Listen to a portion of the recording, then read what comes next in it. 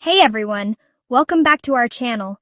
Today, we're diving into something really interesting, the psychology of hugs.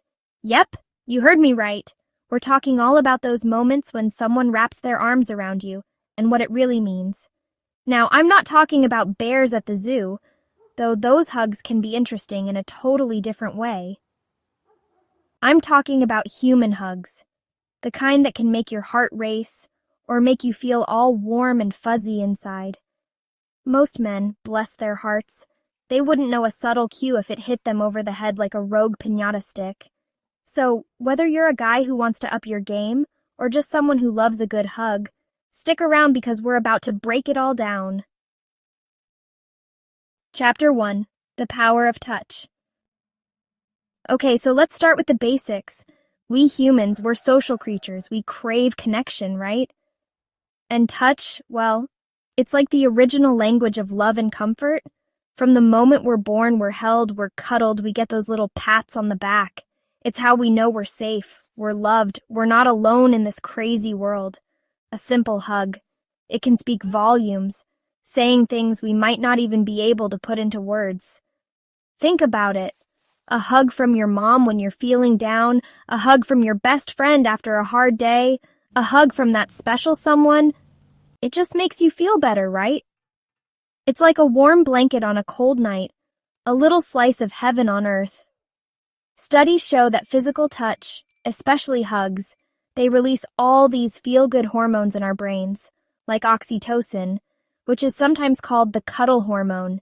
It's like a natural mood booster. So, yeah, touch is important.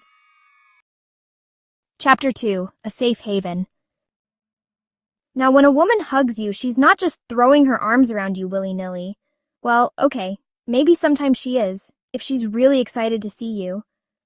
But most of the time, there's a deeper meaning behind it. One of the biggest things a hug can communicate is a sense of comfort and trust. Think about it. When you're feeling vulnerable, upset, or just need a shoulder to cry on, who do you turn to? Someone you trust, right? Someone who makes you feel safe. And when that person opens their arms to you, it's like all the weight of the world just melts away. You feel heard, you feel understood, you feel protected. That's the power of a hug, especially from a woman. It's a way of saying, I'm here for you, I care about you, you're safe with me. So, if a woman is giving you those warm, heartfelt hugs, it's a good sign that she sees you as someone she can trust and rely on. Chapter 3. Decoding the Hug. Now I know what you're thinking. Ellen, not all hugs are created equal. And you're absolutely right. There's a big difference between a friendly hug and a romantic hug. It's like the difference between regular coffee and a triple-shot caramel macchiato with extra whipped cream. One is nice, the other is, well, it's something special. A friendly hug is usually short and sweet, a quick squeeze with a pat on the back. It's like saying, hey, it's good to see you. But a romantic hug? Oh, honey, that's a whole other story. It's longer, it's closer. There might be some body contact involved. You know, the good stuff. If she lingers a little longer, buries her head in your shoulder, or gives you that little squeeze at the end. Congratulations, my friend, you might just be in the friend zone no more. Chapter 4. It's all in the body talk. Now, you can't talk about hugs without talking about body language. It's like trying to bake a cake without flour. It's just not going to work. Our bodies are like walking, talking billboards, constantly sending out signals even when our mouths are shut. And when it comes to hugs, those signals can tell you a lot about what a woman is really feeling. For example, if her arms are wrapped tightly around you, her body pressed close, and she looks up at you with those big, beautiful eyes, she's definitely into you. On the other hand, if her hug is more of a quick arm's length kind of deal, with very little body contact, she might be keeping things in the friend zone. And hey, that's okay too. Not every hug has to lead to romance. The important thing is to pay attention to those nonverbal cues, to read between the lines. Or should I say between the limbs? Chapter 5. Good for the soul. You know, I'm not a doctor, but I'm pretty sure I could write a prescription for hugs. Seriously, They're like little doses of happiness and well-being, and they should be covered by insurance. But in all seriousness, the psychological benefits of hugging are no joke.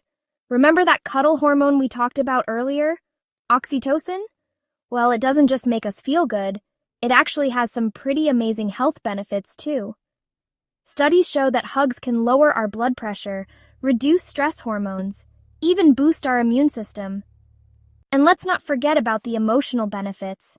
Hugs can make us feel happier, more connected, and less lonely. They can even help us cope with difficult emotions like sadness, fear, and anxiety. So next time you're feeling stressed, anxious, or just need a little pick-me-up, go find someone you love and give them a big, warm hug. It's good for the soul, I promise. Chapter 6, Hugs Around the World. Now, here's where things get really interesting.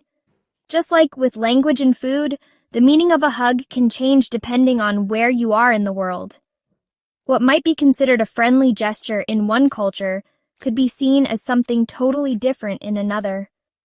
For example, in some cultures, like in many Latin American countries, hugs are a common greeting, even among people you've just met. They're warm, they're affectionate, they're basically like saying, "Welcome to the family." But in other cultures, like in some Asian countries, hugs are generally reserved for close friends and family. Public displays of affection might not be as common, so a hug can be a much more intimate gesture. And then there are some cultures where physical touch between men and women, even hugs, is frowned upon unless you're married or related. So it's always a good idea to be mindful of cultural norms and to err on the side of caution if you're not sure. Chapter 7, The Hug Timer. Okay, let's talk about hug duration. How long is too long for a hug? Is there such a thing? Well, that's like asking how many slices of pizza is too many. There's no right or wrong answer, it depends on the situation. A quick one Mississippi hug is perfect for a casual greeting or saying goodbye to a friend. But if it's someone you're really close to, someone you care about deeply, well, you might want to savor that hug for a few extra seconds. And then there are those hugs that seem to last an eternity, where time just seems to stand still. You know the ones I'm talking about, the kind that make you forget what you were doing before and wonder if maybe, just maybe, you could stay wrapped up in that hug forever. Those are the good hugs, my friends. So, the next time you're lucky enough to experience one of those hugs, don't rush it. Chapter 8, Reading the Room and the Hug. Now, before you go around hugging everyone in sight, let's talk about context. Because just like you wouldn't wear a ball gown to a backyard barbecue, you don't want to give the wrong kind of hug at the wrong time. It's all about reading the room, my friends. A hug at a funeral is going to have a very different meaning than a hug at a wedding. A hug after a job interview is different from a hug on a first date. The point is, pay attention to the situation, the relationship, and the nonverbal cues. Trust your gut, use your best judgment, and remember, when in doubt, a smile and a kind word can go a long way. Chapter 9, The Art of the Hug Back. Okay, so you've mastered the art of reading her signals. You've determined that a hug is appropriate and she's coming in for the embrace. Now what? Well, you can't just stand there like a deer in headlights. You've got to reciprocate, my friend, but you've got to do it right. A good hug back is all about matching her energy.